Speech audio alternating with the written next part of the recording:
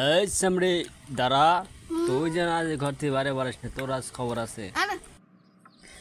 আমার কিছু কইলে তোমার খবর আছে। আমি আমার ভাই ডাকিলে আসবো নি। কে রে হারামজাদি, তুই আমাকে ভয় দেখাস? তুই আমাকে চিনিস? আমরা ছোটকালে ছিলাম ডাকাতের বংশের লোক। এখন বড় হয় একটু ভালো হয়েছি, তুই আমাকে আবার সেই আগের রূপে ফিরে যেতে বাধ্য করিস না।